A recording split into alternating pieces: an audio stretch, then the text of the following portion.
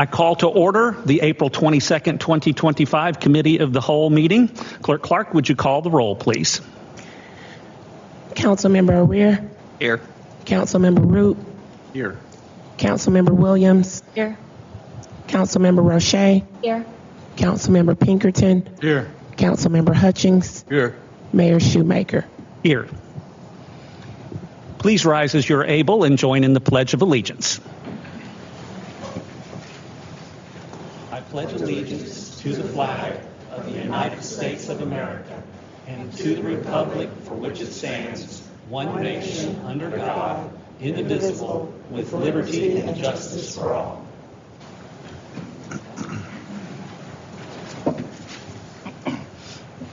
Each member of council received a copy of the March 25th, 2025 minutes. Are there any corrections to the minutes? Hearing none, the minutes will stand approved as written. We have 4 people for citizen comments tonight. Let me switch over to our timer here. All right. First up is Chase Freeman. Mr. Freeman, if you would come and state your name and address, and you can begin your comments. Yep, Chase Freeman, 106 Tollgate Court here in Simpsonville. Okay, so city members, thank you for all the work you guys do, and I appreciate your time tonight. I want to introduce my residents here at Cedars. If y'all want to stand or raise your, I stand with you. Yeah, let them see your faces. Good. Thank y'all for coming. So I learned that this road here is a state road, so you guys don't have any jurisdiction on that. I think it's SC dot. Is that correct? Mm-hmm. Okay, so bottom line, we need something here right at the Cedars. I understand you're going to put a red light down the street here and then one down by the fire station, which I agree with that. Those guys are lifesavers. They're first responders, so they should have a red light there. But we're having to turn, most of us are having to turn right to get out of our subdivision. We pay taxes just like everybody else does, okay? And the way the city's growing, a lot of people are parking in the church parking lot, and they're motorists and their kids or families, and either they're walking across the street to attend events, which you hadn't even got started yet because you hadn't finished yet. But there's going to be a ton of events over there. And they're parking there and they're walking downtown. So here we go again. We're competing against those guys trying to get out of our subdivision. And that's not right. Now, the red light down here, that's going to slow traffic down. But guess what? That red light's not going to stay green forever. It's going to turn red, so then the heat's going to be on us trying to get out.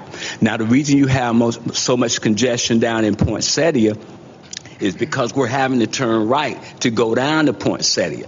And every 50 feet in Poinsettia, there's a 4-way stop. I mean, you're stopping. You're stopping.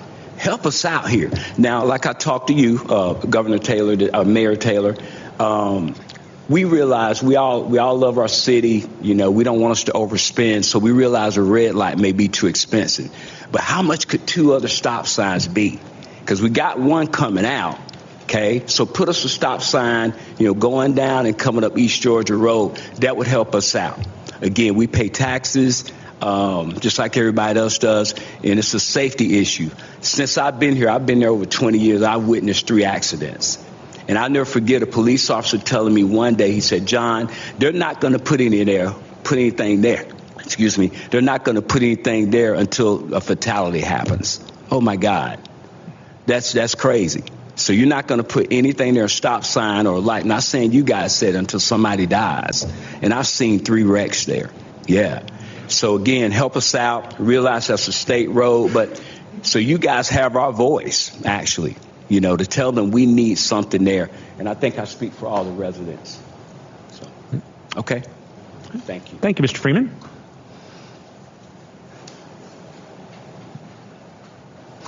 Next is Karl Rothhaar.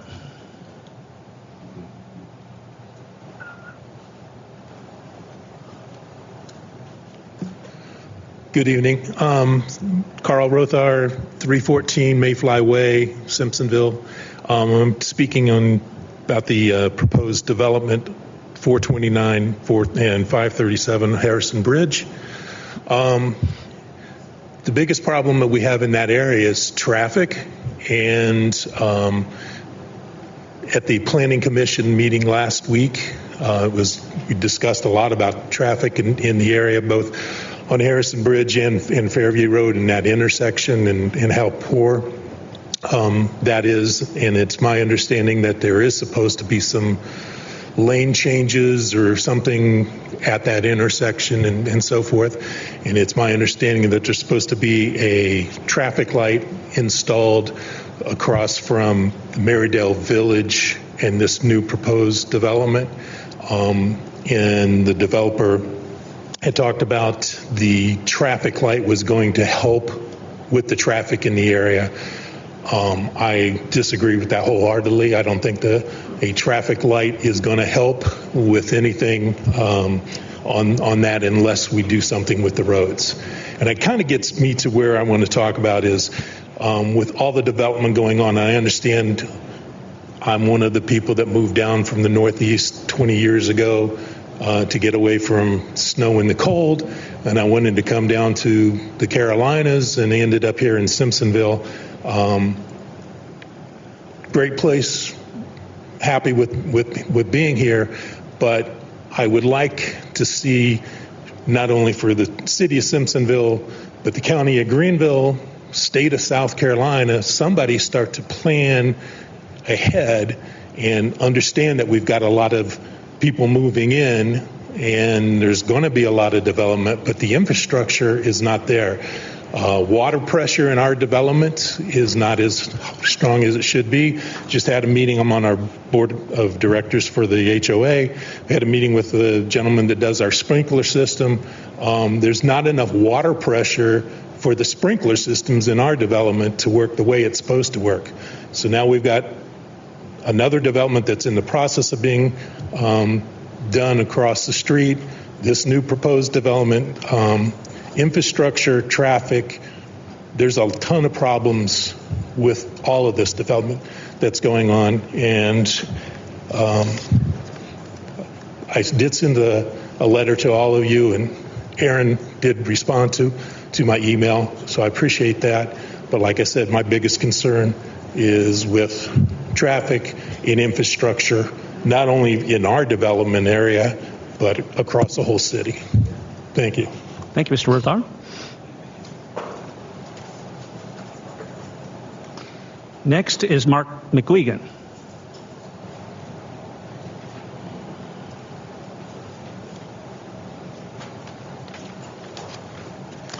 Hello, I'm Mike McGuigan. I live at 109 Sunlit Drive in Simpsonville.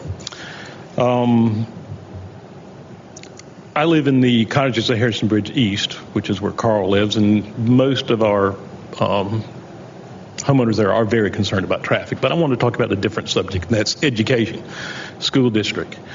We're not against development. I wouldn't live in Simpsonville right now if it hadn't been for development. Now, I will tell you, I lived on the east side for 30 years, but decided to move to Simpsonville.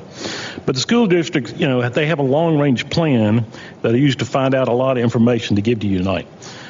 We obviously have a lot of massive growth going on in Simpsonville right now. We're getting a new Bryson Middle School. Fountain Inn High School is recently opened. Fork Shoals Elementary is currently being expanded. We have looking at 5-year estimates that the school district, they already show overcrowding, especially at the high school level. And there are no new high schools planned right now. 2 of the largest high schools in Greenville County serve our area, Hillcrest and Woodmont. Those are number 2 and number 3. And Maldo's number 1, by the way. The property between the cottages and Publix is zoned for Fork Shoals Elementary, Ralph Chandler Middle, and Woodmont High School. The 5-year projections show Ralph Chandler to be deficient 11 seats and Woodmont 206 seats. These deficiencies are based on current building and doesn't factor in anything new, any new multifamily developments. They could produce many more students. Obviously, it depends on the price point of the housing. The information that I'm getting you from is from the long-range plan, is used for 5-year projections, shows subdivisions with 50 or more lots are still showing many lots left to build on. These subdivisions are already in existence. Hillcrest High School shows over 2,300 lots left to build on. Woodmont has over 4,000 lots left to build on. We truly want to support education. I don't think we can afford a huge increase in taxes to build new schools. So this development with a large number of units will have a huge impact now, in the future, on our schools and the ability to accommodate our students. The growth comes obviously at a cost to all of us, not just the developers that are funding the buildings. Thank you so much for your time. Thank you, Mr. McGuigan.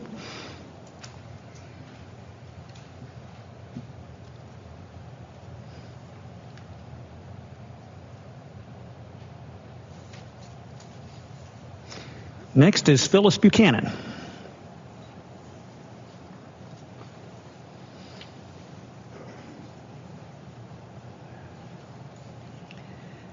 I read a quote. This is by an anonymous. If you would, state your name and address, please. Okay. Honorable Mayor and City Council members, my name is Phyllis Buchanan. Even a turtle gets nowhere unless it sticks its neck out. That's why I'm here. I live at 108 Mayfly Way at Cottages of Harrison Bridge with my husband of 58 years, Butch. We moved to this retirement community in July of 2021 because of its close proximity to our daughter's family in Fountain Inn. The average age of our neighborhood is anywhere from 70 to 75.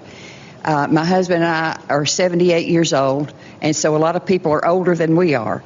According to Siri, how much you depend on her, I don't know. Senior citizen population in Simpsonville makes up approximately 30% of the population. Now, I'm not sure where that number comes from, but that's what she said when I asked her. The commercial property at the entrance to our community is comprised. Now, this is outside our gate. An orthodontist, a pediatric complex, 2 private schools, not 1 but 2. The second one is under roof and will soon be open. All of these people, all of the traffic going in and out of those businesses, from what I understand and the way the plan is laid out, they will empty their traffic into our common entrance. And on our side, on Cottages East, we have 1 entrance, no exit. There is no emergency exit. That was a big thing on the Planning Commission. We have 1 entrance. Now we're having all the commercial property will actually be at our gate coming in. The College Green development across the street bordering Marydale will consist of mixed-use property, including more commercial property. The proposed annexation we are discussing tonight is divided into single-family homes, townhomes, and commercial property. Now, this is the thing that upsets me the most. We do not need more commercial property. We have got commercial property all over Simpsonville, and this is making a nightmare for us. Our traffic is already difficult at best and impossible at certain times of the day. When this second school opens and when the pediatric office is open there, in addition to the school that is already there and the orthodontist, we will not be able to get in and out of our own community. If you approve this plan of overcrowding and traffic congestion, we will soon be unable to drive under these conditions. Therefore, our way of life as retired citizens will be drastically impaired. I appreciate you hearing us. Thank you, Ms. Buchanan.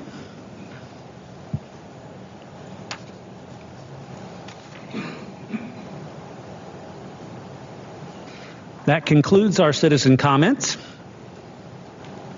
Item 6 is staff reports, beginning with 6A, Community Relations report from Justin Campbell, our Community Relations Specialist. Mr. Campbell.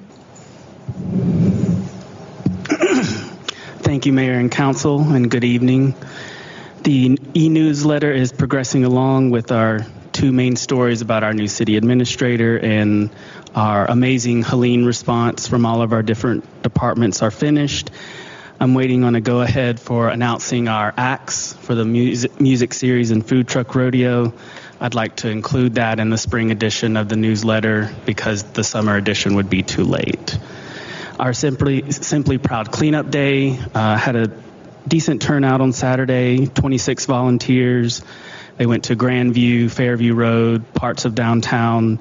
We had a small group of young children from a homeschool co-op who picked up in Heritage Park because it's safer for kids to pick up in a park. The city's next cleanup will be in August. that will be hot, but in keeping up with our Adopt a Street program participants who are supposed to do quarterly cleanups, I figure it's only right for the city to have the same expectation of itself to do quarterly citywide cleanups. Speaking of the Adopt a Street program, we have 3 new additional signs: Head Street, Poinsettia Neighborhood, and Richardson Street. Those were delayed because of the Helene response and prioritization by Public Works of cleaning up debris, but Public Works Department has done a great job in working with me to make sure these signs get done, especially Public Works Assistant Director Pete LaPoo. Love working with him. There was a sign that needed correcting that had been put up that was misspelled, and he did it right away. So I really appreciate Public Works for that. Mark your calendar for May 26th, the Memorial Day ceremony at 11 o'clock at the Arts Center. Our keynote speaker will be U.S. Army Reserve Sergeant Active John Salinas, who's also a representative of One Blood. One Blood does some blood drives with us, and he's going to talk about how restrictions, decades-long restrictions for giving blood have been recently lifted, and it allows a lot of veterans who formerly could not donate blood can now donate blood. So I think that'll be a really good message for all of us to hear at the ceremony. The Youth Advisory Board had a meeting tonight. We have a new member, Mr. Ellis English, a junior at Hillcrest High, which means we now have 2 Hillcrest High students on the Youth Advisory Board. We have about 4 seniors graduating out in a few weeks, so we'll be doing applications, trying to get in more members, but we will still have enough after they graduate to continue, even if we didn't get any more members.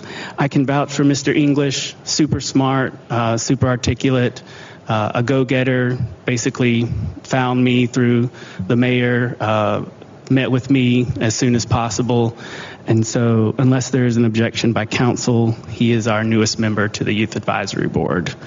If you have any questions, I'd be happy to answer them. Any questions for Mr. Campbell, council? I just have one comment. I met Mr. English from his sister, who is at Hillcrest Middle School, who came to do a video interview with me for the school. Sharp kid. And she says, my brother's really interested in government. Can he talk to you? And they're 2 sharp kids. I need to meet their parents. They are very, very smart kids. And so glad to have him on our Youth Advisory Board. So thank you, Mr. Campbell. Thank you, Mayor.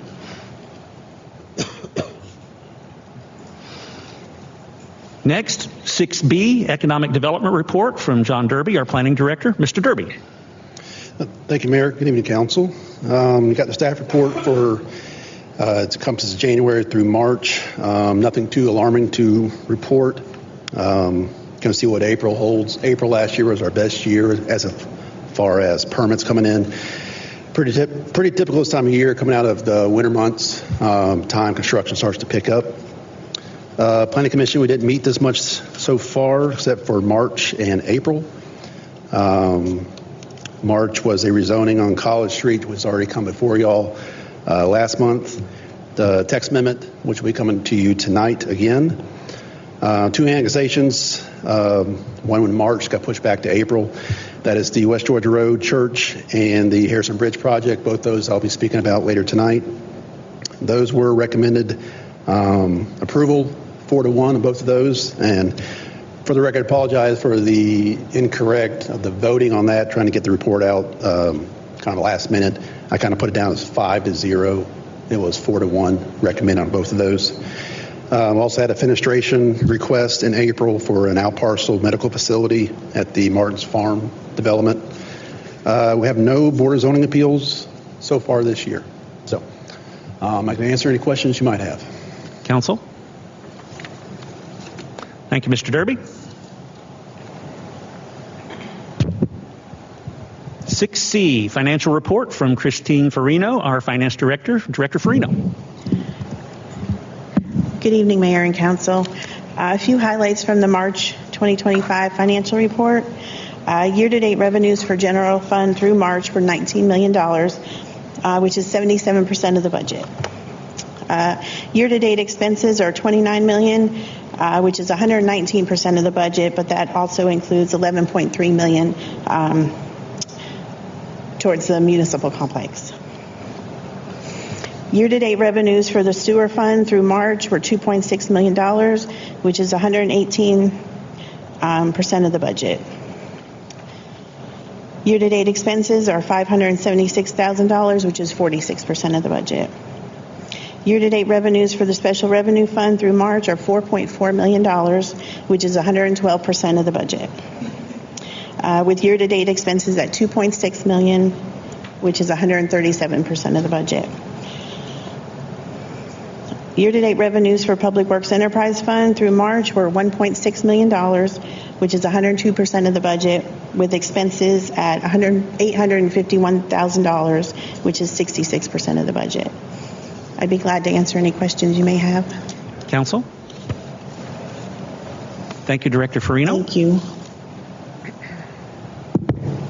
6D, the City Administrator Report. Dianna Gracely. Administrator Gracely. Thank you, Mayor and Council. I'll be brief because I know we have a lot of business before Council this evening. On the City Administrator Report, you will notice that I've highlighted areas where there are updates to provide to you from previous reports. I would like to point out, and some of you may have noticed in the Fire Department report, that the Fire Department did receive a grant from Firehouse Subs for a Polaris side-by-side, and I just want to commend them for seeking outside funding for much-needed equipment.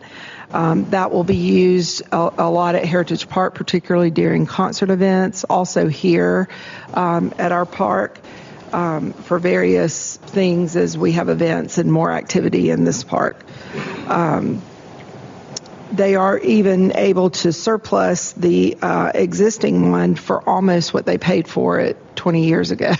So they've done a really remarkable job maintaining that as well to get proceeds back out of the sale of that. An update on the crosswalk at East Curtis at the fire station. The C-Fund grant was awarded, and I have included the cost for the mast arms in the proposed FY26 budget. All of the other expenses for the pedestrian signal, the striping, and the emergency signal will be paid through C-Funds. FEMA reimbursement update. I signed today the complete reimbursements for Cat A and Cat B, which are the forced labor accounts and any contract work for debris removal. That equals about $1.8 million that we'll be getting 100% of back from the federal government for all of our expenses incurred for debris removal. I have also applied for 2 additional FEMA grants through what they call the 404 program that will be for some stormwater and flooding issues occurring in Poinsettia more regularly, not as a result of Helene. We are repairing some of those culverts where we had damage through the FEMA reimbursement, but this would be 2 separate grants that would help with recurring stormwater issues in those 2 areas. Unfortunately, it looks like the General Assembly is discontinuing any earmarks in their proposed FY26 budget. So unless something changes, I know that a couple of General Assembly members are trying to help get a budget proviso in for us because most of our downtown improvements as far as roads and sidewalks are on DOT roads and sidewalks. So, we emphatically believe that SCDOT should be sharing that cost with the city, and it shouldn't fall solely on the city of Simpsonville to incur the costs for that work. We will see how things go. I have been looking at potential follow-up bond issuance with installment purchase revenue bonds that could be backed up with hospitality and accommodations tax revenues. So the money we do have borrowing capacity in order to do that if council wants to go in that direction. That, to me, would be a last resort. So we'll see what occurs over the next couple of months before we pursue that any further. The park dedication for here is scheduled for June 26th. We'll provide more details as they become available. We are continuing with sewer improvements throughout the city that are part of the $10 million SKIP grant from Rural Infrastructure Authority in the state level, which is helping us address a lot of aging sewer lines through either replacement or cured in place lining to keep those sewer lines functional for decades to come. And on road resurfacing, unfortunately, because of the cost of asphalt and having received bids back for the resurfacing, we were forced to reduce the number of roads that are going to be resurfaced this year from what I had previously reported. The previous report was based on estimated cost, and the actual costs when the bids came in were much higher. So you have a new road resurfacing list in your report. And I'm happy to answer any questions you might have. Council? Thank you, Administrator Gracely. Thank you, Mayor.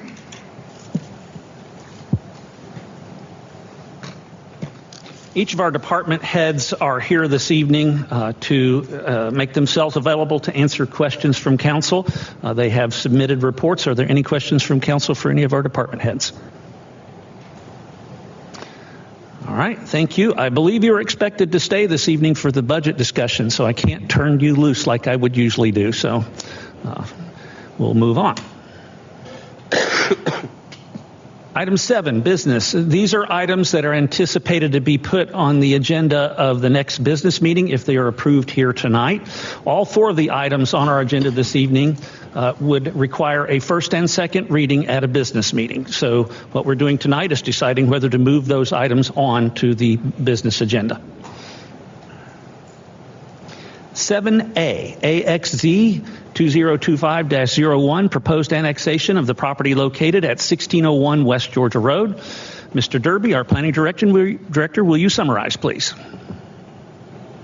Yes, sir. Thank you, Mr. Mayor.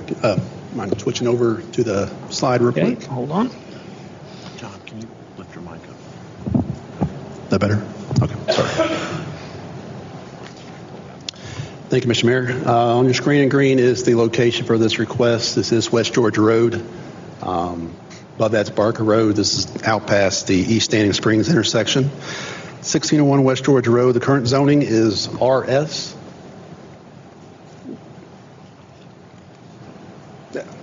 RS in Greenville County. The applicant is seeking ROI, residential, office, and institution. They are proposing a church at this location. It's right around 4 acres. The meeting was held last week that discussed this for Planning Commission. There was a large showing for this item as well as the next item. That's better. A lot of discussions that came out from the public was regarding the stormwater runoff. Obviously, traffic in that area is a concern, as well as the exit off of Barker Road onto West Georgia Road. It's kind of not a true 90-degree angle. So those items were brought up, discussed. The applicant was there tonight and presented their proposal of what they want to do there for their church and the services. Planning Commission did recommend approval 4-0, and I can answer any questions you might have. Thank you. A motion is in order. Mayor. Councilmember Hutchings. Mayor and Council, I'll make a motion to approve AXZ-2025-01, proposed annexation of the property located at 1601 West Georgia. Second. I have a motion from Councilmember Hutchings with a second from Councilmember Roop. Discussion? Councilmember Roop. Is this church going to have services on Wednesday nights? The applicant explained they service for 8 hours during the week. I can't remember exactly if it's 2 days, 4 and 4, or just 1 day, 8 hours.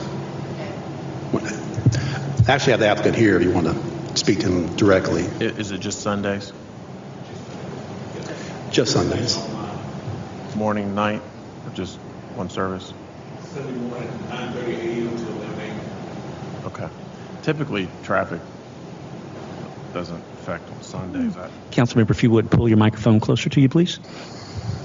Traffic typically Sunday traffic doesn't pose a problem. That's why I was asking if it was a Wednesday night. You said there was much discussion of water runoff. Was that primarily from the neighborhood that sits behind there? They showed up at the meetings and spoke? One person did speak that lives in that neighborhood, Morning Mist. They did talk that did have some water issues on their property, and they were concerned what this would develop if that would increase that. So, and everyone in that subdivision was delivered a letter from city. Every person abutting the property being annexed was notified. Yes. Okay. Thank you. Councilmember Pinkerton. Yeah, a few questions, Mr. Derby. One. On the GIS map, if you click on this particular property, it actually shows it to be in the city of Weldon. And actually the property that's south on the maps is Malden. But any idea why it would be in Weldon? And Weldon's not even close. Correct. That might be just an error with the county's GIS system.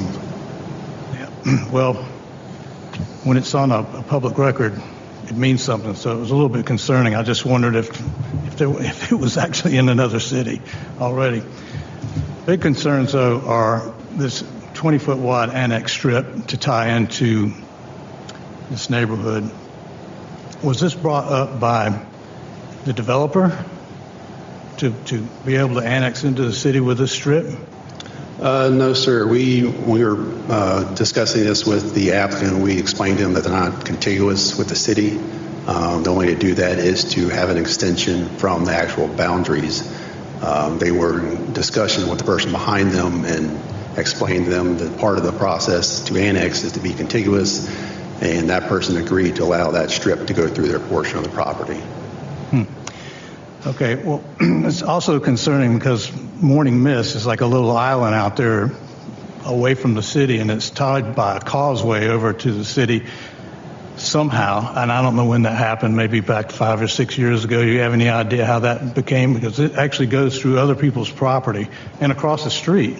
So, I mean, does those little annex strips require taxation to those people? I mean, how does that work? They do not receive, I think it went back to 2016 or 17 before my time. Okay. On West Georgia Road, if you go back towards the city, there's a property zone business general. The person approached the city about annexing that portion of Morning Mist, same process. They reached out and spoke to property owners in the closest proximity to the nearest point of the city. They explained to them the process of to be annexed, they would need that 20-foot strip. My predecessor did speak to those property owners and explain them the process, because when that happens, people have the impression that they're going to be annexed as well, and that's not true. It's just a small portion is they don't receive any services. Their tax bill doesn't reflect. It's basically an invisible line that goes to their property. I guess that's just a little concerning on how we get there. We've spoken about the size of Simpsonville before and how there's not any more land to get, but shoestringing property along the way to get from here to there. And actually, when you annex this property in, it then gives more and more area of potential contiguous land to be into Simpsonville. So that's concerning. It's already in the county. Is there any reason why it wouldn't have, the developer or the owner wouldn't just stay in the county? This adds to our fire district. It's actually in the other fire district at this point. I mean, what's the advantage of being in the city? The city services they would receive would be police at this location. I'm not too sure of the regulations of what they would be denied as far as the use when it comes to a church. I know churches are looked at a little differently about where they can go. So we had one that went into our industrial district. So they have a little more of a push when it comes to freedom of religion and where they can set up. As far as that is being processed, is being developed in the city, we like to say we do a little better, more efficient job when it comes to development and permitting. So that's one of the other reasons of why they wanted to be in the city. Yeah, I guess my final concern is and things happen. We annex this in now. I'm assuming the buying of this property is based on council's approval. But if it was approved and then something happens, and it's happened before, and all of a sudden funding goes away, or we They can't build a church. They couldn't build anything for that matter. Then we've got a piece of property that's zoned now and annexed into the city that anybody could come build on, basically based on our zoning. So for those reasons, and especially this shoestringing things in, I'm hesitant to vote yes on this one. Councilmember O'Rear. Yeah, Councilmember Pinkerton brought up a lot of my points, so that'll cut this a little shorter. One concern I had, I love churches, grew up going to church, go to church. I have no problem with the church being there. The problem you have is I make it a habit to go to planning commission meetings, sit in the back and listen. All right, there you go. Is that better? The biggest concern I heard from everyone, it was kind of a general concern, some specific to adjacent neighborhoods, but then you said something was a little concerning that had to do with the shoestrings, the 20-foot wide. Did I hear it right? That's just kind of an imaginary area. Nothing gets altered. You're just getting permission from the person who actually owns it to draw an imaginary line to another contiguous property. Is that what I'm hearing? Am I right? Yes, sir. Okay. So that leads to I call it the Spider-Man effect. You got this one, then, and I guess the question is, how long can a 20-foot wide contiguous line be? Is there a rule? I mean, an actual rule, 100 feet as far as you can go to be contiguous, or is it as far as you need to go to get to the contiguous property? I'm not too sure, but I'm pretty sure it's pretty far. The city of Greer is pretty known for that as well. Yeah, and it's kind of a thought. And I guess the basic question is, and I hate to phrase it this way, when we heard what's in it for him, what's in it for the city? What does this do for the city, for the taxpayers of the city, if we were to annex this property in? Because, I mean, the church is like a lot of other, they're nonprofits, they're not taxed. So that part goes away, and that's not the concern. It's just it needs to be a balanced relationship, and I don't know what's in it for the city at this point and the taxpayers of the city. The one thing I get concerned about is the imaginary lines that we just keep spidering out. Because if you look at our city map, that's what it looks like heading out West Georgia and over in Councilmember Roop's area down 14. So it just looks really funny. But those would be my concerns. I'm really concerned about the tentacles. I call them tentacles. So thanks. Council? Councilmember Roche. Echoing what's already been said, I am also concerned about the 20-foot strip of land that's being purchased so that they can gain contiguous. Thank you. To the city's boundaries. It just doesn't seem like a great way to do business. Seems a little shady. That said, the way it's zoned right now, residential suburban, we could be looking at an entire housing complex going up there. Am I correct about that? They're allowed to build single family there. So in the county, they could build single-family homes on this acreage? That's correct. Do you know about how many they could put there? RS, I believe, is 25,000 square foot lots. So not too many. Okay.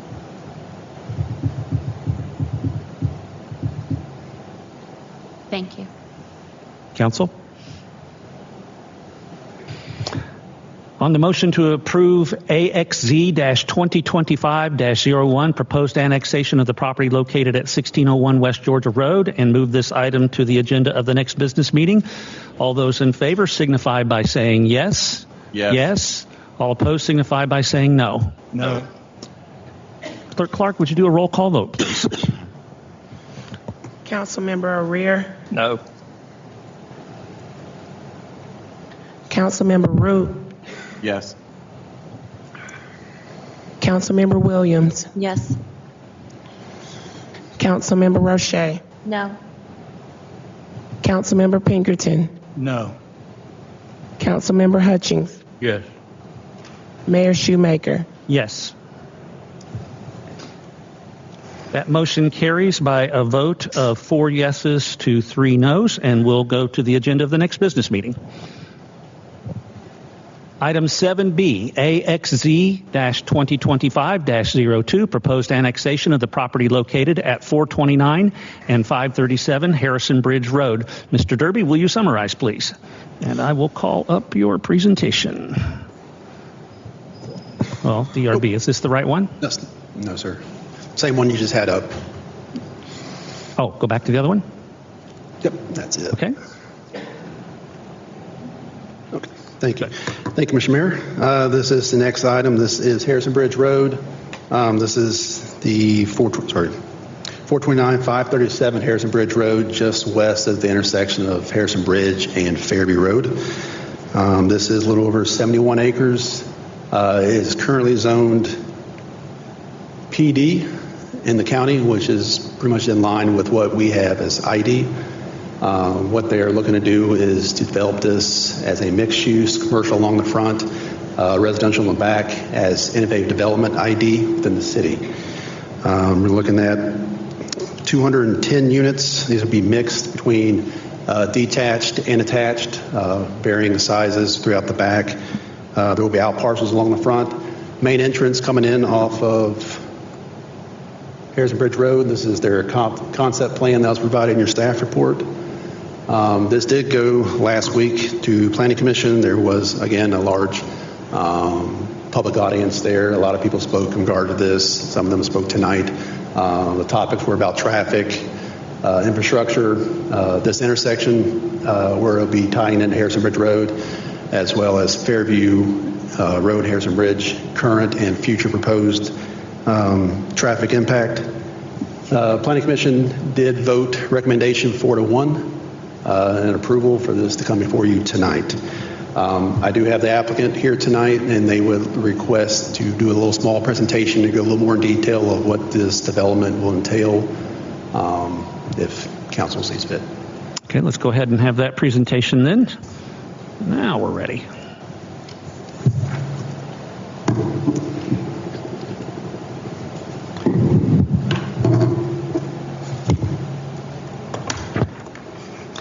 Good evening, Mr. Mayor and members of council. My name is Paul Harrison. I work with Blue Water Civil Design. My address is 718 Lowndes Hill Road. That's Greenville 29607.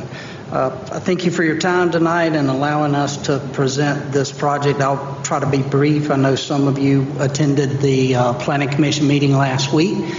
I'm here tonight speaking for the applicant for the annexation and for the zoning classification to an ID zoning. John did a good job kind of overlaying the site and everything. I provided some slides with some placeholders of kind of get your bearings of where you are, kind of located near that intersection of Fairview Road and Harrison Bridge Road. The property obviously is currently in the Greenville County Zone PD, which is a planned development. That planned development was approved for commercial and residential units. Basically the same concept that we're outlining here tonight and that you'll see on the on this slide with our new concept plan. We did decrease the density of that approved plan. We went from 239 residential units to 210 units. Let me clarify too that my company nor the applicant was involved with that original PD approval. We didn't have any involvement with that, nor have we been involved with any previous applications that have been submitted to the city on this property. And one of the main features that John kind of talked about was the lighted intersection along Harrison Bridge Road.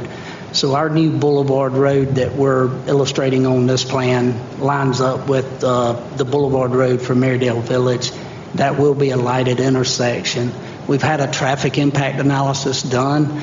We will have to provide the left turn lane into the development off of Harrison Bridge Road.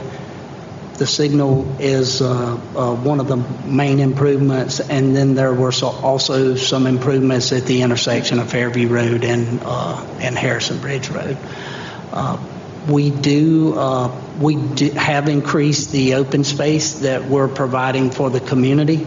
The previous PD approval designated roughly 13 acres of open space. We've increased that to 20 acres. We rearranged the amenity center, was originally shown up toward Harrison Bridge Road at the front of the site. We've relocated that amenity center overlooking the large existing pond that exists on site and will remain in place. Tried to incorporate more walking trails and interconnectivity throughout the whole neighborhood for the use of the whole neighborhood. We plan to have 5 different price points and 5 different products within the community. So there's 2 attached products that we're planning on doing, and then there's 3 detached products that we're planning on doing. A lot of the some of the attached and detached will be an alley-loaded product, which you can kind of see illustrated as those private alleys in between some of the main boulevard roads. Future connectivity is a main focal point for us. We know that there's some other large parcels to the south of this parcel, and then a larger parcel to the north too along Harrison Bridge Road. So having future potential connectivity points and basically making sure that we get our development and our traffic back to a lighted intersection, which is the safest intersection that you could ever have. And that's where we prefer people to funnel to. And I think that signalization at that intersection will go a long way with also helping some existing congestion that may exist at the intersection of Harrison Bridge Road and Fairview Road right now. We like the location of this site in relation to existing commercial and retail services in the area, and to try to promote, pedestrian traffic to and from those areas. We're proposing sidewalks along Harrison Bridge Road, and also we're looking at potential avenues for pedestrian connectivity back over to the Publix and Hobby Lobby. So that's a work in progress that we're pursuing. And I guess another important feature is the fact that this does fit within the City of Simpson future land use map. I think the cottages at Harrison Bridge, I know there were some speakers that spoke about that development with the future land use map calls that out as medium density residential with potential density on the magnitude of 7 units per acre. I would say we're well within that. With our proposal, we're just over 3 units per acre for the property. And it also fits in, we feel like, with the extraterritorial maps that the City of Simpsonville has designated this property to be. I'll cycle through some of these slides real quick. This basically talks about the improvements at our site intersection along Harrison Bridge Road and the intersection of Fairview Road as well. Basically 7,000 linear feet of new public road, roughly 3,200 linear feet of private right-of-way, public water, public sewer. We have all the will serve letters in your packet for fire, cable, power, and gas. And I've already kind of touched on the road improvements that we're proposing. This is an example of some of the amenities within the community: pocket parks, tot lot, walking trails, pickleball, a nice amenity center with more of a junior Olympic sized pool and nice cabana area. This is kind of some slides of the units. So these are the attached products, the 30-foot wide townhome product and the 20-foot wide townhome product. The upper product is a front-loaded product, and the bottom product is the alley-loaded product. This is a detached product, a 30 and 40-foot detached product. The bottom is the front-loaded, and then the top illustrations are the alley-loaded product. And this is the elevations for the 50-foot wide single-family detached lots, all front-loaded product.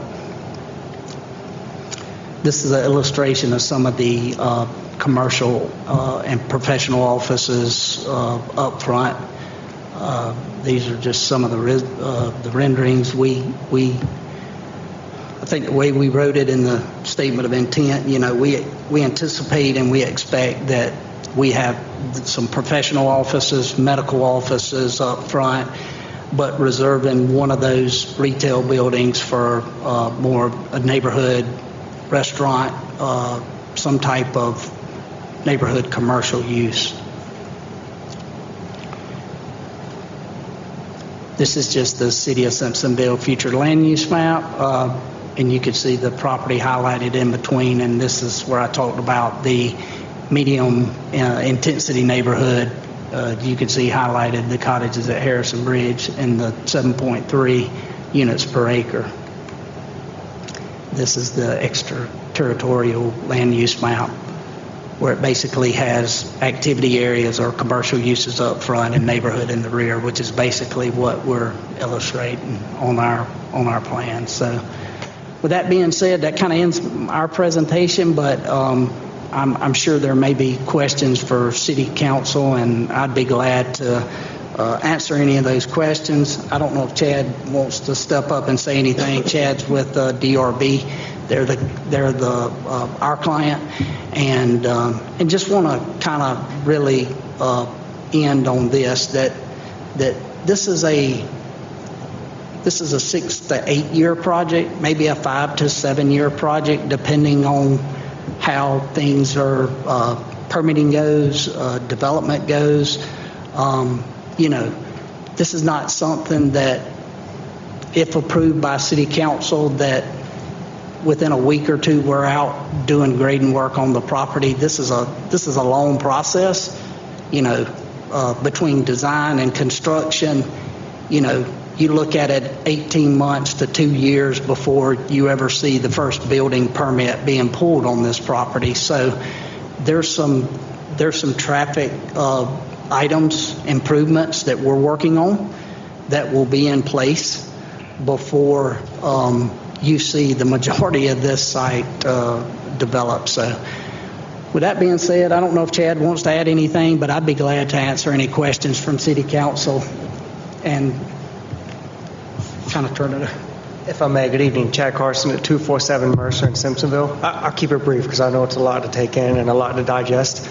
Just want to kind of reiterate that we are local. We're not some out-of-town developer that comes in here and just wants to throw home sites down or whatever.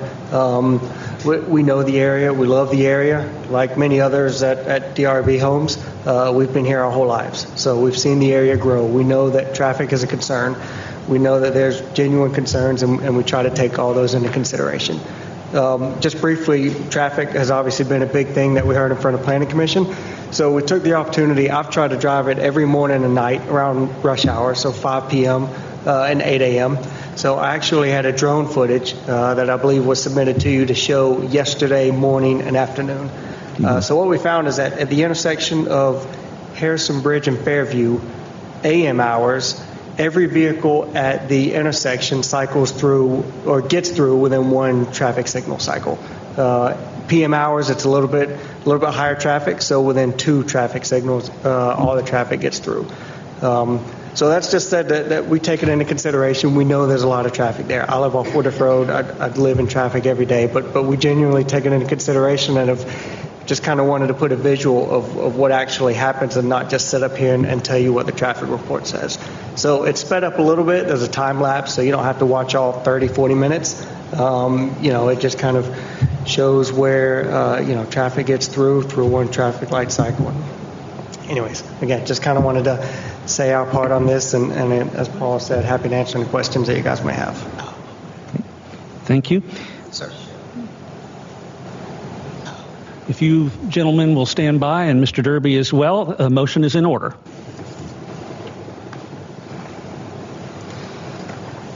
Council?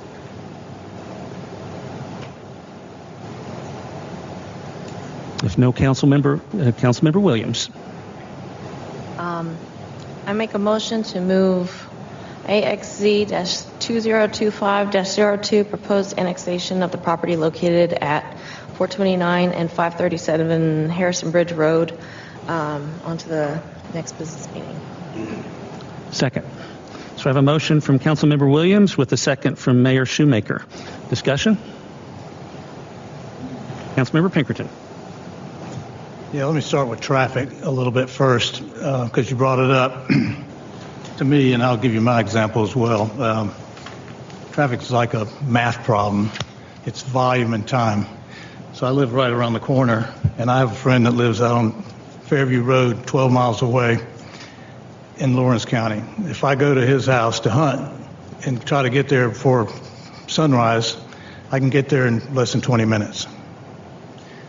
If I have a 6 o'clock reservation at Stella's on Friday afternoon, I can't make it there in 20 minutes. So the traffic's really bad. All right. The other part about the traffic that I'll bring up too is I did look at the traffic study, and everything that they show as improvements over your phasing really doesn't improve anything. The signalization there, that intersection rates D and E, and occasionally maybe a C. But if over time they do the improvements, it doesn't get any better. Even though you condense more people in there, it doesn't get better. And then, as everybody's concerned, if this property gets annexed in, and then the next property, and the next property, and the next property, the SCDOT will never be able to address that problem. And they can't now, really. There's no way to widen it. The only thing you could actually widen it is once you hit Fairview Road going out. You could go 4 lanes there, but that doesn't really help the intersection or all everything that's condensed right there. So that's it on traffic. Switch gears just a little bit. So I'm assuming this property has not been bought and it's based on approval of annexation. Is that correct? That's correct, sir. All right. So would the owner of the property, would he care from a price standpoint whether it was zoned ID or whether it was zoned RE?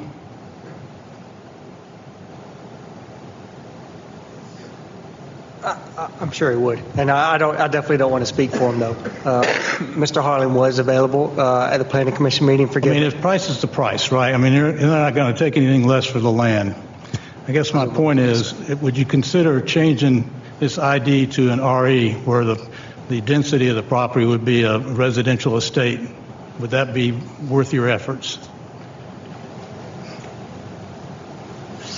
I don't necessarily want to speak for Chad, but that's not what his group does. They don't develop residential estate lots, and that's not what the property's currently approved for this density. And I'm sure that the price of the land may or could be dictated based off of that, the current zoning of the property and what you could build on the property. So that's a hypothetical that I don't think Chad would be able to answer, because he doesn't play in that sandbox, and I don't think that you can pay the same amount for the property to build this many units versus there's a direct correlation in how many units you can get on the property versus the value of the property. I'll only bring it up, and I just assumed, that's my assumption, that the value of the property is what it is. But from a density standpoint, going to something residential estate, which would be much more palatable, probably to this council, but also to the citizens as well, because then you're talking about nice family homes that are on something around 17,000 square feet with a frontage, and it would make a lot more sense from a city building. But I'm assuming that's not possible for your guys' development. No, I don't.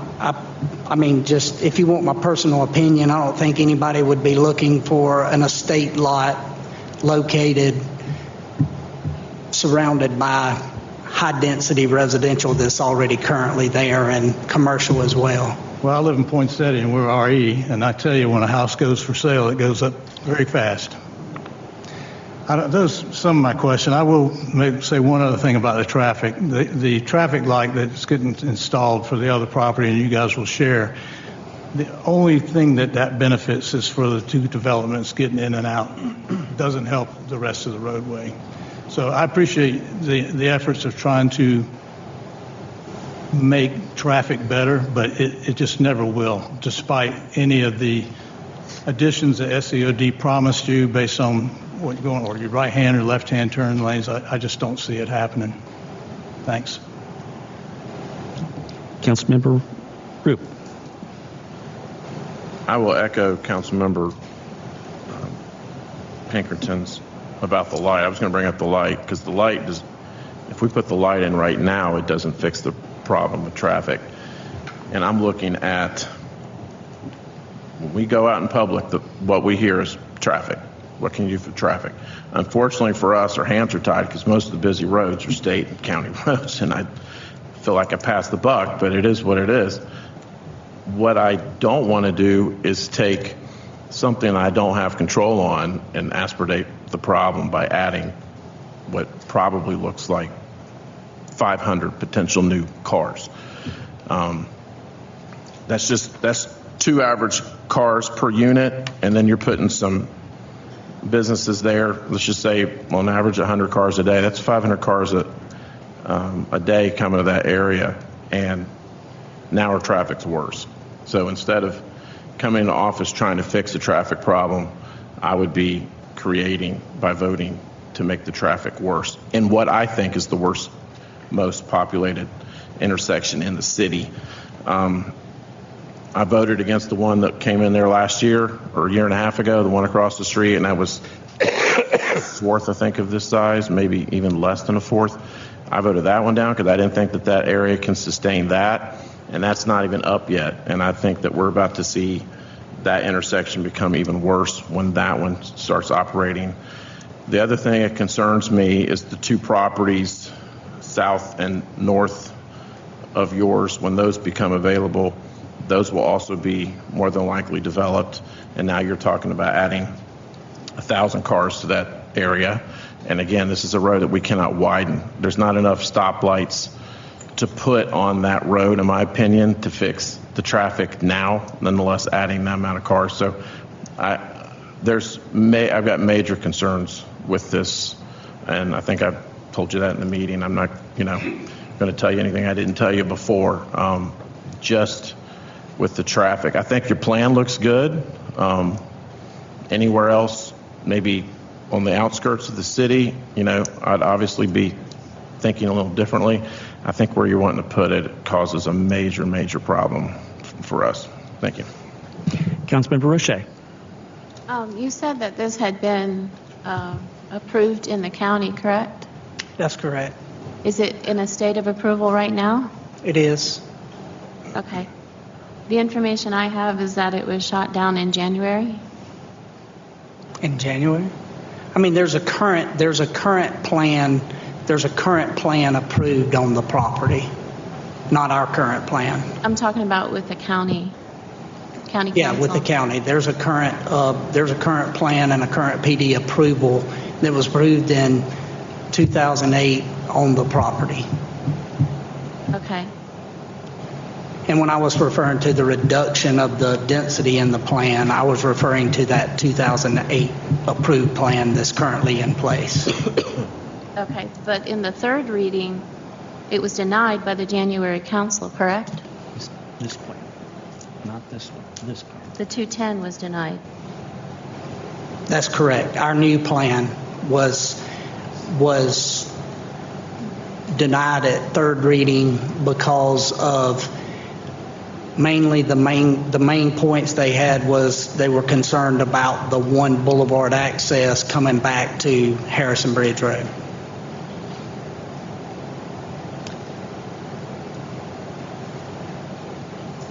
Across the street in 2023, this council, I did not, going on record, did not vote to approve it. Approved 320 units across the street. That's happening. There's nothing that can be done to stop that at this point. So whatever we're experiencing in the way of traffic now, add 320 homes to that intersection. 2 cars per home. I don't know how many trips per day. I've looked at the traffic studies from that. I went back and looked at those, and then I looked at these. And the problem that I have with this development is that it seems to be relying heavily upon the fact that this Cottage Green development is going to do a certain amount of work, a traffic light, before your development gets started. But the actual timing by the dates looks like it's going to happen all at the same time. I can't even imagine the nightmare that's going to happen at this intersection. I feel for the people that live over there already. And for the same reason I voted no the last time, I'm going to vote no this time. We just can't handle any more residential development or commercial development on Harrison Bridge Road with the current infrastructure. SCDOT does not plan to widen. The only plans that we have, and they're actually not in writing with the city, the developers for Cottage Green stood here and, whipped those out of their back pocket right before we voted. And I feel like members of council that did approve leaned heavily on that fact that we might get a light faster if we approve this development than we would if we don't. And so what's done is done, but I can't add to the problem. I feel for everybody that lives over there. I avoid shopping there because once you're in, you can't get out. And the water pressure, we're already having problems in Westwood with some of the development that's going on at the end of Davenport Road with water pressure. And I've been calling and trying to get that worked out. Of course, they claim there is no problem. We're now experiencing it over in Hunter's Woods with water pressure. Just the development is taking such a toll on us. It's impacting the quality of life for the homeowners and business owners that are here already. And honestly, I hate the word moratorium, and I don't even think we could do it, but if we could, I would. That's my feeling. Councilmember O'Rear. Yeah, I think when you speak fourth or fifth, a lot of things get covered. But I wanted to kind of point out, I think a lot of things got touched on. Part of the problem is I know John and Charlene, they work really hard. They work on a lot of things at the same time. And those things stack up. And we watched, and like I said, I know Councilmember Root, Councilmember O'Shea, and Councilmember Hutchings voted against Marydale across the street.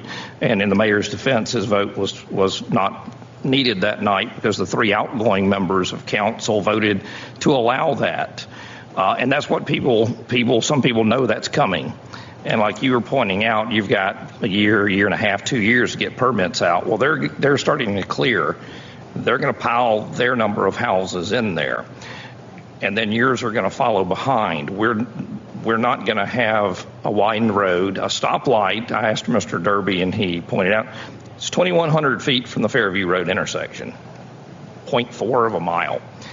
That's going to help the people get in and out of the neighborhood. That's not helping the traffic at Fairview and Harrison Bridge Road. The biggest thing, and I think Councilmember O'Shea hit it on, is quality of life. Simpsonville, I mean, we're going to grow. We're going to continue to grow, but you got to pick the right times and the right spots. It's not fair to people who have been here a long time, who put their tax money into this community for decades, invested in homes, to get piled in on to where they don't even want to leave their house anymore. I'll be honest with you, my wife and I, when we moved back here years ago, we looked at the cottages at Harrison Bridge, and we nixed it solely because of the traffic, and that was years ago. It's exponentially worse now, and I just don't see how it can get better. The county, I think Councilmember Shea pointed out, the counties had their say in this, and we are now. And, I'm not going to be able to do this to the people of Simpsonville and pile in I think if both of these are completed without anything going on down the road, you're looking at another 600 units, which could be another 1,000 to 1,500 vehicles a day, and it's not doable. Councilmember Hutchings. This is a beautiful plan. I love the plan itself, and in the right place, I think it would be wonderful as an ID. But I live right off of Fairview Road, and I travel this intersection every day. Right now, it's ridiculous at sometimes trying to get through there. And I, as was mentioned earlier, I voted no on the previous development that across from this one for reasons of traffic, and I just can't. I know you said that the plan had been approved. A plan had been approved by the county. I believe that was with multiple entrances and exits. Is that correct? It was with 2 accesses at Harrison Bridge, and that was prior to the Marydale intersection, right. too. And we talked about the emergency exits that may at some point in time be used as other entrances, but that's nothing guaranteed with that. It's not something we can count on happening. So for those reasons, I just can't in good conscience support this. I just feel like right now we have a tremendous traffic overload on our infrastructure in that area, and this would just add to the problem, I think. So that's my take on it. Councilmember Williams. I just wanted to say that I agree with just about everybody up here. The traffic over there is real bad, and I don't think that the traffic light is really going to fix that. And even if you were to, at some point, get another exit out of the neighborhood onto Fairview, all that's still going to go over to Harrison Bridge, too. And it's just going to make that a lot more congested than it already is. I feel like there's accidents on that corner like every day. And I agree with Mr. O'Rear that this neighborhood coming up right behind Marydale is just going to put a lot all at one time. And like everybody else said, the traffic is already pretty bad, so I don't think I would be able to approve this. Council? Okay. Sounds like I might be the only dissenting voice. I agree. Traffic is really tough in that region. But there is already an approved plan in place that can be built out for 239 units. This proposal is 210 and brings it into the city where we have some say-so over what it looks like. This is going to be developed, folks. And here's why. I hope everybody on this council, I believe they all do, fundamentally believe in the Constitution and your constitutional rights. One of your most fundamental rights is the right that you have when you own property ownership. Every member of council up here lives in a neighborhood that at some point was developed. And if you went to develop your neighborhood today, I hear this council saying, oh, no way. There are 2 main families down there at that intersection that everybody should know their names, the Martins and the Harlings. What I hear being said here tonight is that, well, it was fine for the Martins when they went and sold their property and made millions and millions of dollars. But the Harlings have waited too long. Too bad. So sad. I don't agree with that thought process. It is as if each of you will think of it as a property owner, if somebody came to you and said, I will offer you millions of dollars for your property. And the city says, sorry. I just did a quick estimation based on what I see other properties selling for in this region. I figure that property is worth at least $3.5 million as it is developed. If you keep it as it is, if we just deny it, if you keep it as it is, and I would love to see it stay farmland and woods, I really would. If you would love to see it stay farmland and woods, buy it and keep it farmlands and woods. That's how you get a say-so over what happens to a piece of property. But I found out my estimate was way low. The number that the Harlings are looking at is far in excess of $3.5 million. If it were to stay residential as it is today, Zillow says it's worth about $750,000. We're talking about taking money out of these people's pocket. Okay? We're talking about your neighbors who live in Simpsonville, taking away the rights to their property. Again, think about it if it was you. Somebody was offering you 10 times what your house is worth today, and the city said, no, sorry, can't do that. I think that I don't like what is going on with development and the sprawl. By the way, residential estate is a recipe for sprawl. That is spreading out more homes, which causes more spread out into the county and increases traffic when you do residential estate in the unincorporated parts of the county. If you don't believe me, go drive around anywhere in Fulton County and look at all the residential estate neighborhoods that have covered that county. It's not a good recipe, but fundamentally what I'm most concerned about is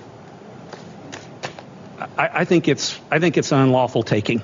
I believe it's an unlawful taking for us to deny this plan, and I think we're also kicking ourselves when we turn this down when it's already approved to be developed at a higher density than what these folks are asking to do.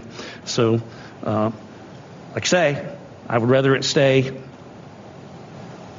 farm and woods, but I don't have the money to buy that property. I don't believe that I have enough money to get a say-so over what that looks like. So, like I say, might be the only dissenting vote. So, any more comments from council? Councilmember Roche. The only way that this would be a taking is if it were currently annexed and it were currently zoned for what they want to do, and we told them no. We went outside of our own planning. That would be a taking. That would be keeping them from doing anything with the property. I just want to get that out there. That's not what we're doing. Councilmember Pinkerton. Just a point to clarify, this property that we keep hearing that was previously approved was approved in 2007, 2008, and then it wasn't developed. One could assume that was a bad time for everybody, including my 401k. Maybe that's the reason why it wasn't developed. Could that same property be built, the one that you say is approved, today, approved by the county?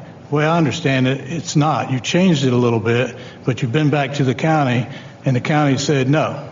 So how could you go back to the mayor's point and say it's going to be developed when the county's already said no, based on your two interests concern? Can you go back and build it like the old property, based on the county's You're never going to get two access points to Harrison Bridge Road. Well, I realize that, but I'm saying you're never going to get that. So that is a deviation in the plan. Greenville County thinks that deviation in the plan requires a major change. We came back with the major change with the 1 boulevard access and 2 emergency access. That plan was going to be approved. you had a different council that went into office January 1st, 2025, got all the way to third reading. Typically at third reading, there's no discussion at that point in time, but since there was 4 new council members in place. You hadn't answered my question, I don't think. Regardless of what council was in there, it wasn't approved. My question is, could you, based on the original plan that you have from 2008, start building on that property? Yes or no? You could. So the county would approve it? They've already approved it. The plan's approved. You could go get a grading permit on that plan and you could go start grading that property. You're doing it at your own risk because you've got to get the blessing from DOT to have one access back out to Harrison Bridge Road. But sure, you could grade that site, submit for grading permits, and go start land clearing activities on that property. Would you do that? Would I do that? As a developer right now? I mean, I think I would be having some conversations with DOT before I did that. Right, okay. I will say, too, I disagree. I think if you went back to an RE that reduced the density down, it would be kind of an easy approval. I don't buy that going from 200 or 300, whatever housing is in there now, down to 30 or 40. Increasing that way throughout the county makes it worse. Seems to me like it makes it better, but that's my 2 cents. Mr. Derby? What's the density on RE? 16,000 square foot lots. So roughly 3 homes per acre? Roughly, yes, sir. Well, you got to take I'm 70 acres, that's 210 homes. This is 210 units. Point of order. That's incorrect because you can't just say that. You have to factor in your frontage road and your width. You're correct. You're correct. So 16,000 square foot lots plus the streets and roads, but some number that would be more than 30 or 40 on 70 acres. Correct. You'd also account for stormwater as well. Right. Okay. Thank you. Mr. O'Rear. Yeah, and Mayor, I understand your sentiment, I really do. But, historically, until we formed a republic and even after, only landowners got to vote. That's it. So a lot of these people out here, back up then, they wouldn't have had a voice. It would have been only the people that own that land. What we're talking about here is now you've got thousands and thousands of people in Simpsonville that will be detrimentally affected to the favor of one. And that's the whole point. I understand what you're saying. I have sympathy for that. But we aren't so far removed from most people not even being able to participate in our process. And the people that could were the people you're defending, the ones that owned the land that had the money. If you go look back at the maps of South Carolina from eons ago, you'll see what I'm talking about. But I do sympathize with your point. I just don't think one person should override roughly 30,000 people of Simpsonville's quality of life. Council? All right, if there's no further discussion, I'll call for the vote. On the motion to approve AXZ 2025-02, proposed annexation of the property located at 429 and 537 Harrison Bridge Road, all those in favor signify by saying yes. Yes. All opposed signify by saying no. No. That motion fails by a vote of 1-6. Item 7C, TX- By the way, before I move on to that item, would anybody like to take a short recess? I'm just making sure. I am. What's that? You need sun blinds. I'm going to give a moment for the public to exit the meeting. It is so bright. Well, I thought they tinted. They have one tinted. Or if we move the podium. Administrator Gracely, Oh, that would be better. why are our Over there. No. windows not working? Yeah.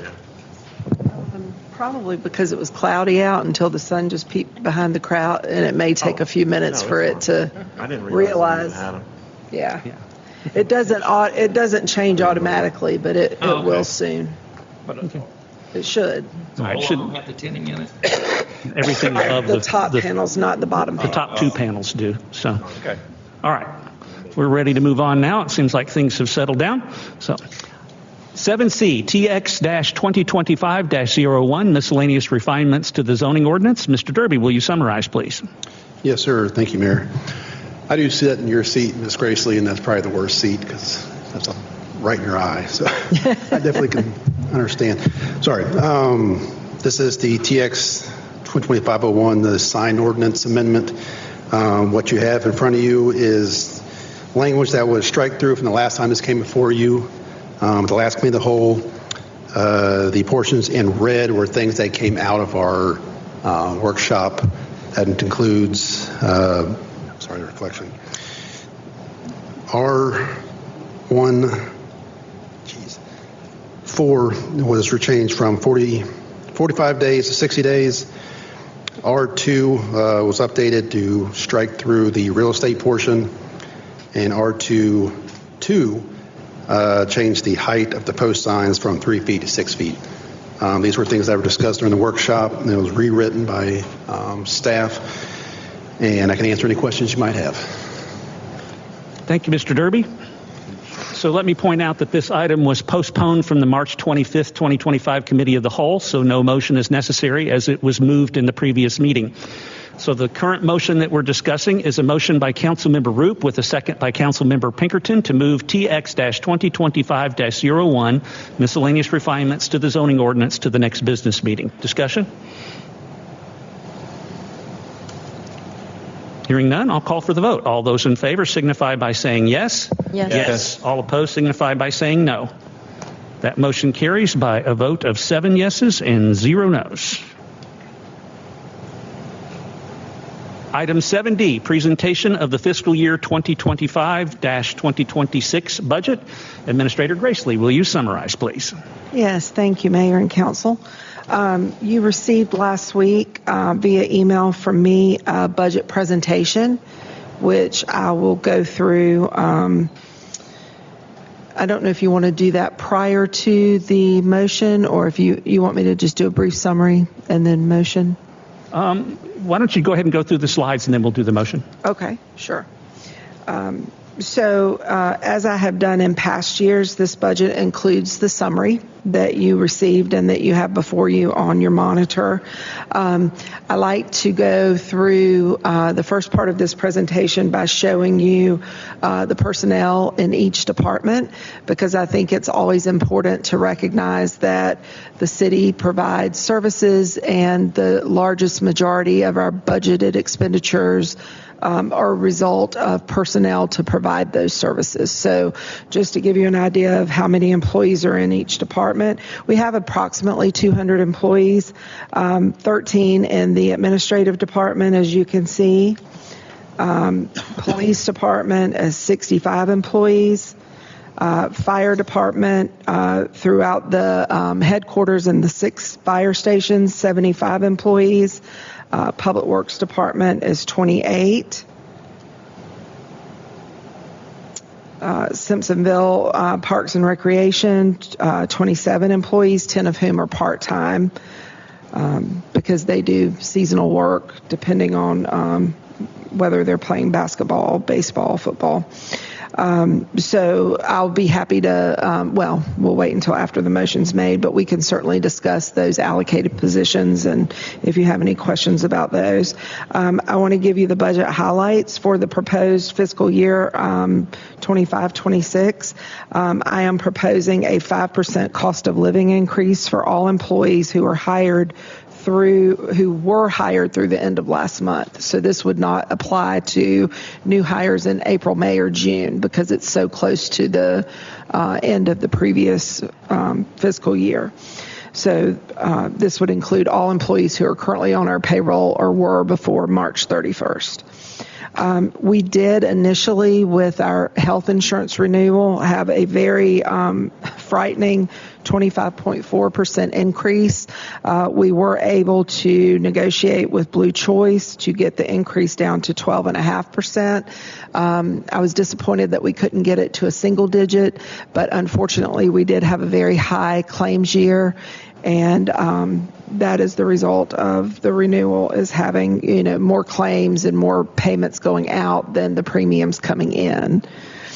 We did put the plan on the market, and we had a couple other offers, and I'd like for somebody to remind me to speak to that when we get to further discussion. It does include the same $250,000 for stormwater that we have in the current budget. It includes the last of what is a 3 installment transfer of $250,000 into our capital project fund for the heavy rescue truck. We ordered that truck 2 years ago. It is not constructed yet. There's a very large backlog for fire trucks. A lot of that was due to ARPA funding that was available in 2022. And so that a lot of folks were ordering new equipment that they could not otherwise afford to order. It retains the $1,000 council discretionary fund per ward that you can use for booster clubs or, small projects that you can do for that amount. I have removed the $47,000 Green Link allocation that is in the current budget. It does not appear that Green Link is going to be able to revise the intergovernmental agreement with Greenville County or Greenville City to incorporate board seats for Malden or Simpsonville, which was part of the agreement that Simpsonville and Malden would each gain a seat on the board to keep Route 601 operational and the funding that we were providing. But I don't think that that's going to happen. So that money has been removed. There is something that's an exception to what I normally do with the budget in this one, and that is allocating some funding for salary adjustments citywide, public safety, and then down from there, based on some things that we wanted to incorporate to try to help with the compression of salaries. As we raise the minimums for each salary classification, and you get these 4 and 5% COLA increases, it tends to compress over a couple or 3 years because you have to continue to raise the minimum to attract new employees. And so that will help us reduce some of the compression that we see among some of our employees who have been here for several years. This plan includes no borrowing from fund balance in the general fund. It is a balanced general fund budget. There is a small surplus in the Public Works Enterprise Fund budget, fairly large surplus in Hospitality and Accommodations Tax Fund budget, and a sewer budget surplus.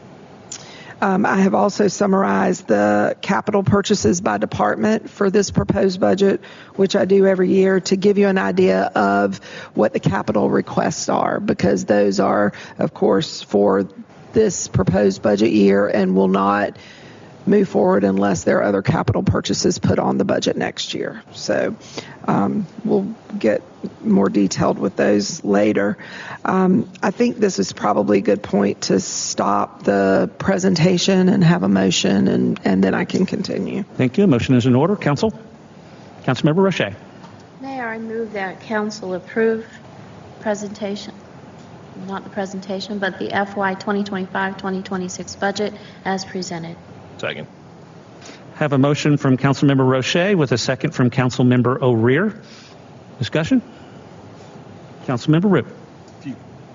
Just a few questions. I'm sorry. The surplus of the hospitality accommodations tax and the sewer fund budget, I want to make sure I'm reading this right. What is in parentheses is the total amount we took in, or that's the surplus? That would be the surplus.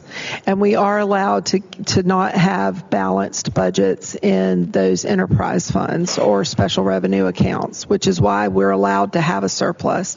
In the general fund budget by state law, it has to balance. Is there a proposal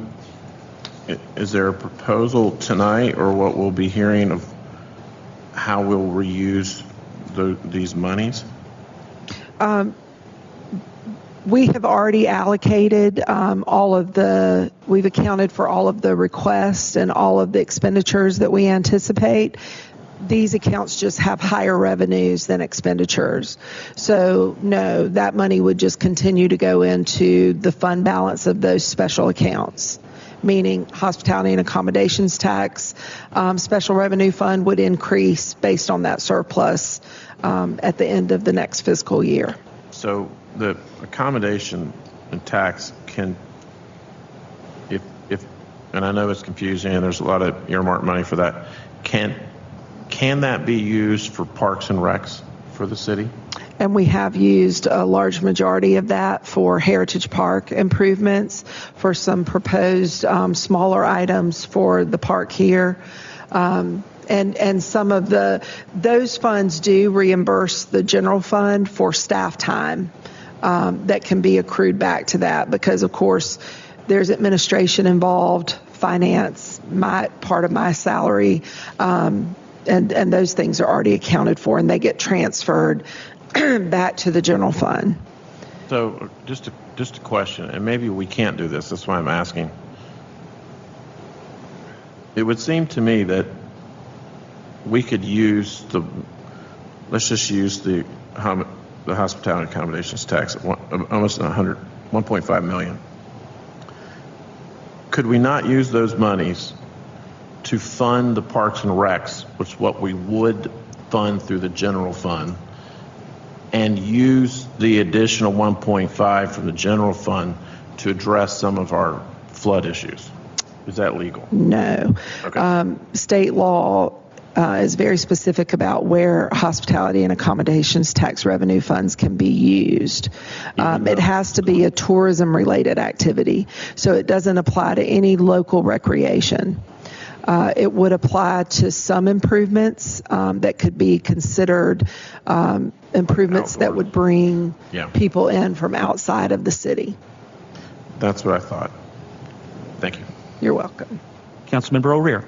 Yeah, first, I don't want to speak for anybody, but I think Councilman Root, if I'm not mistaken, I think it's kind of in line with what I was saying about impact fees a while back, is that if you spend properly the money in H&A in areas you can, the money you would have spent from the general fund is then free. Is that? If you can make it fit within state law, and we have addressed all of the expenditures that are legal expenditures through that revenue source. Well, to get to first, I want to thank you for nixing the Green Link allocation. I don't know if it sounds like it'd be more of a mutual thing. I don't know if I'm buying their thing about board seats, because I know they appointed at least 2 people this past year, and I don't know how they work, if they have specific seats for specific people. Well, that's another argument for another day.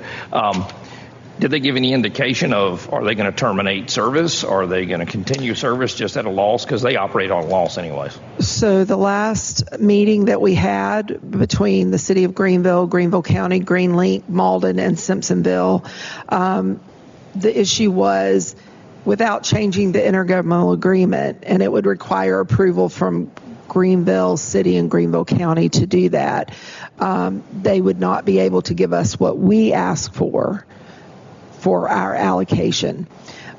They did not say whether or not the route would continue without that funding. My suggestion was that the county cover the $106,000 or $7,000 for the local share for 601, which Malden, and Simpsonville agreed to pay their proportionate amounts of that.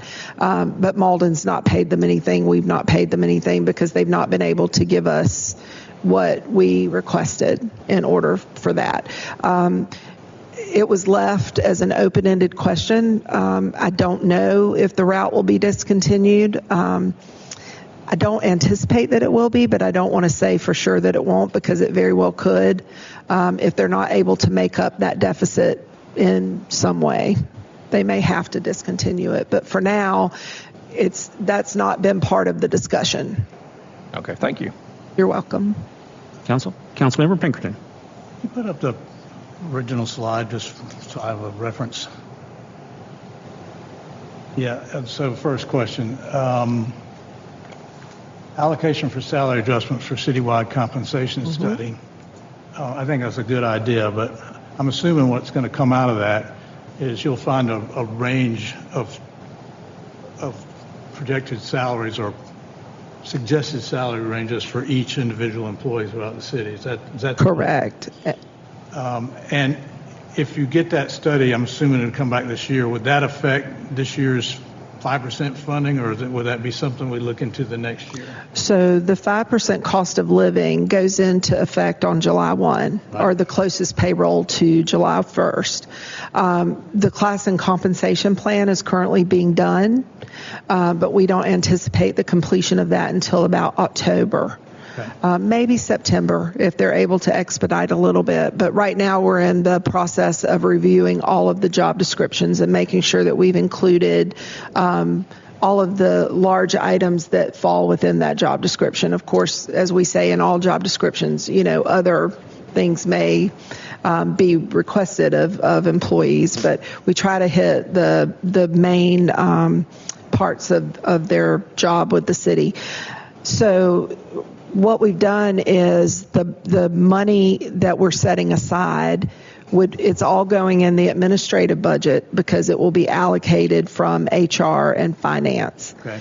And when the classification and compensation study comes back, the hope would be that it would be enough to provide all of the increases that correspond with the study. It's about $411,000 that we're putting aside. Okay. If it does not cover all of those expenses, then at least it would be a good start. And then perhaps in the FY27 budget next year, there would maybe be an opportunity to reserve some expenditure toward completing that. So it may be a 2 or 3 year process, but this at least gets us started as quickly as possible. We don't want it to lag too far behind, because then what happens is you get compression again. So, I'm hopeful that the $411,000 set aside will take care of most of it. The problem is it's not just salary adjustment, then it goes into employment taxes and retirement contributions, and so it's not a pure $411,000 to dole out to employees.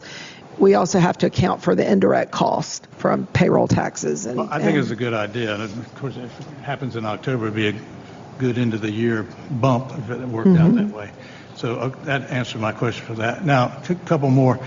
And we talked about this. I actually sent in some questions, and one thing just to point out, we had $250,000 last year allocated for stormwater funds that we never used, and essentially that it's still there at the moment, and it goes away, and then we get 250 more again. So I had a little bit of conversations with the mayor, just for council to think about, is perhaps looking at, and by the way, we did not get the funding for the stormwater study through any grants. That's out the window. So I'm thinking that just putting it out there for future, that we look at allocating this money and maybe some more later in doing a stormwater study, so we really know what our issues are. I was really hoping we would get that grant so we could get a little bit of clarity on our stormwater problems. And that's it for me at the moment. Thank you. So what I will say, and I know you and I have discussed this about the stormwater allocation, is the money won't carry over in the budget, but you can assume there would be at least a $250,000 surplus at the end of the fiscal year because that money was not spent.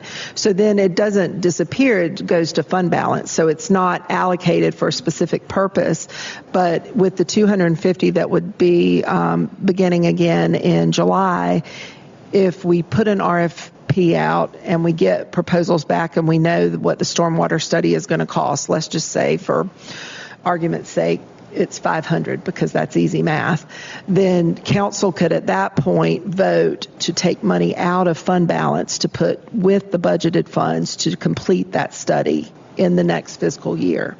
So there's still a way to do it. It just means that, it would, the budget doesn't balance if I put a $500,000 line item for stormwater in there, but the money will still be there, and it's always up to council if you want to propose taking money out of fund balance for a specific purpose that's for the public good. You can always do that. Thank you.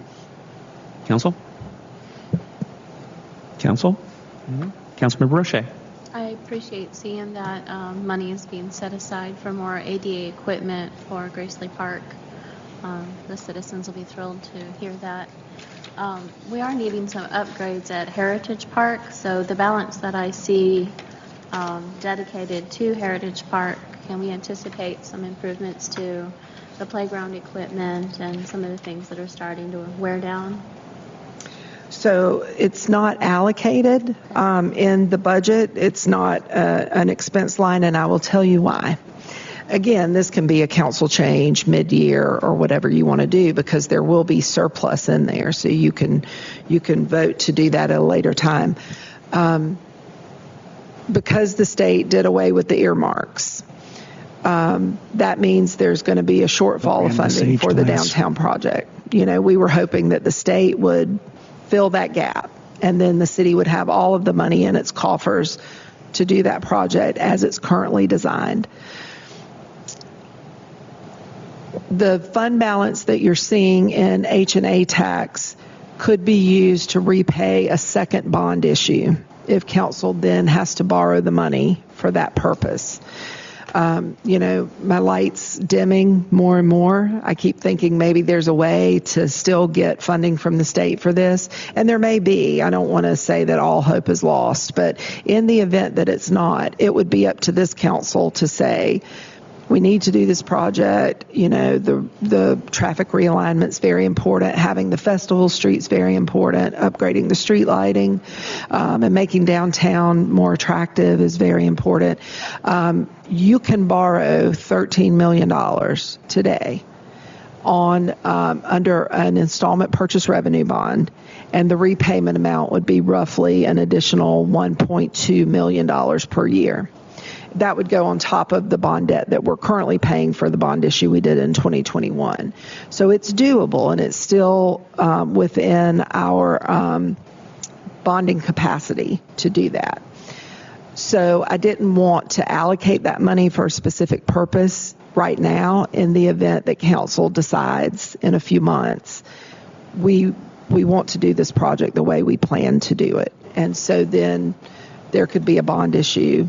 That money would be used for repayment because it's there, it's surplus money, and then it would just have to be in every budget thereafter until the term of the bond is paid. You said to remind you to talk about the increase with the healthcare and Blue Cross Blue Shield. Yes, so there were two other relatively competitive quotes that we got back. Cigna was a 10% renewal. We wouldn't be renewing with them, but their price was 10% of what Blue Choice was 12.5%, and Cigna would be a 10% increase over what we're currently paying. The health plan was basically the same. Deductible would be the same. Out-of-pocket costs would be the same. Most of the co-pays are the same. Prescription co-pays.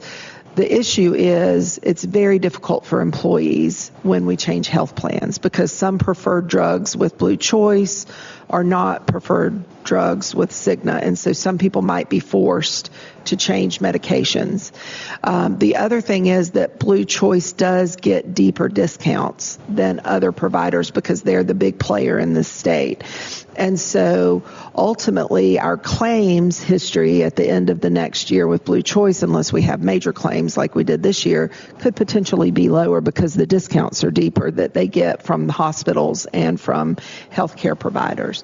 And so it might impact our renewal next year by going with another vendor. The other one was a United Health plan, and it was 8%, which looks really attractive on the surface, but it was a completely different plan, no copays at all.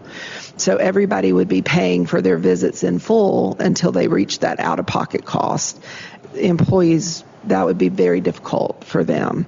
The other thing that I've done, and I'm sorry I didn't put it on the budget highlights, is we've eliminated, to cover the cost of the renewal, our contract with Proactive MD. So effective July 1, we will no longer have that as a benefit to employees for free primary care. What we found when looking back at the usage for Proactive and our claims history is that the usage continually went down, and so not all employees were taking advantage of that benefit, and our claims history was still very high, because most of the claims don't come from primary care visits. They come from major health issues. So that's not in here anymore. So Proactive will only be a benefit provided through June 30th if council approves the budget as presented. What's included in that Proactive? Pardon?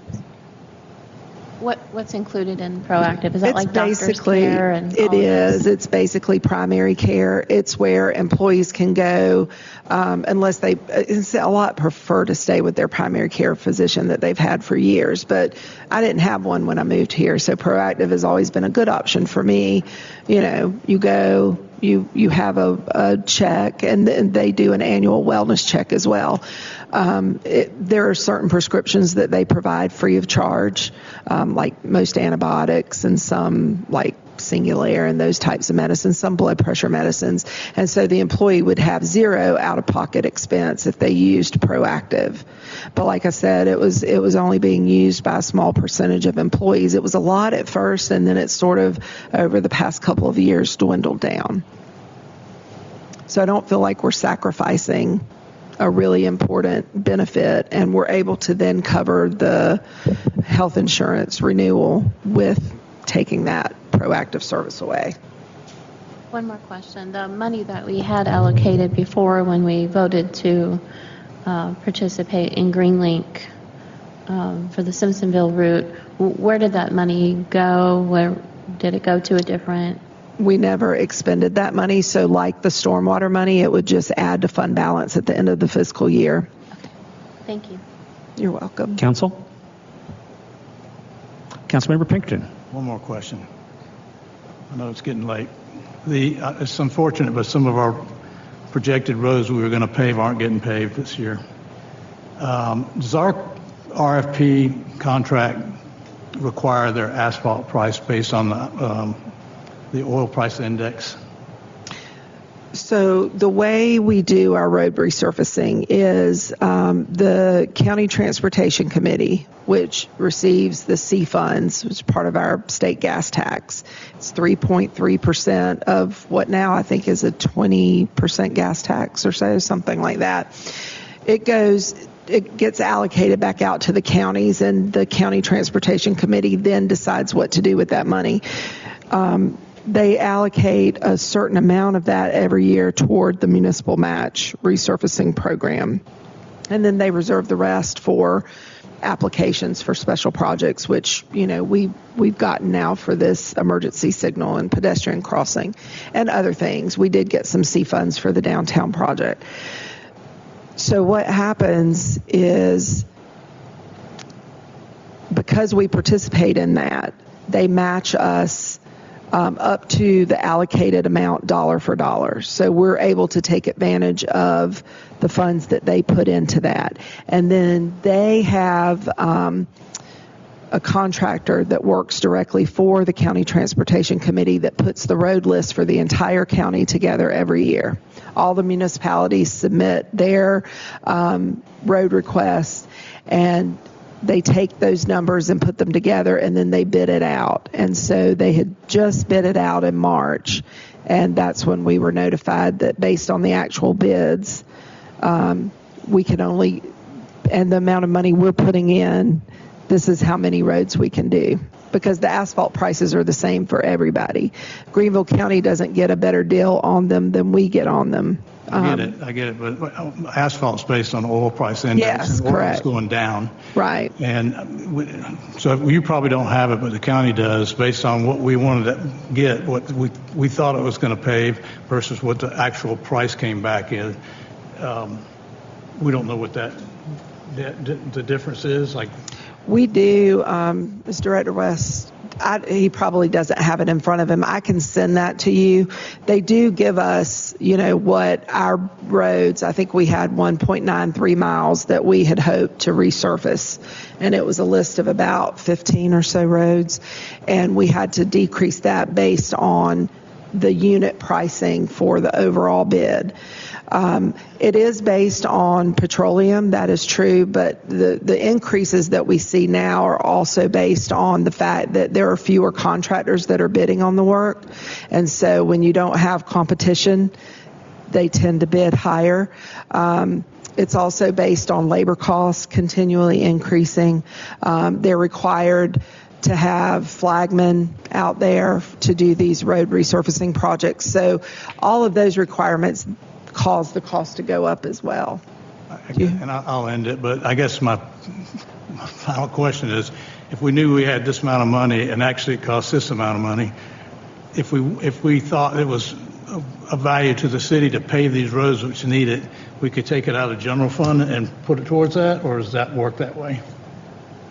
We could, but it would have to come out of fund balance. Like, I don't have any more room in this proposed budget to put more money toward resurfacing. Okay, it come out the fund. We could do it out of fund. We could, but I don't know if that would be a wise expenditure, because part of the problem with the amount of money we're spending and getting fewer roads is that there was one bidder.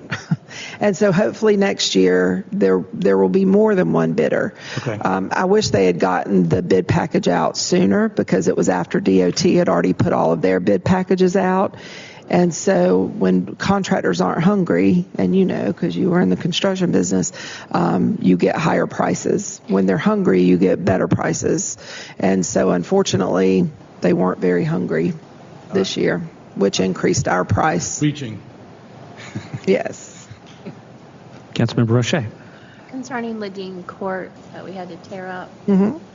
how soon? I don't see that on here. Does that go on here? So the good news about Ladine Court is, because that was a sewer relay, we can repave that road with sewer funds. Okay. It doesn't have to come out of road paving from the general fund, because we tore it up to replace a sewer line. We can repave the road with sewer funds. How soon will that happen? It'll happen relatively soon as they're finished doing the sewer work, and then they'll have to get a contractor out there that's qualified to resurface the road, but it shouldn't take very long. That'll all be paid under that SCIP grant as well. Council?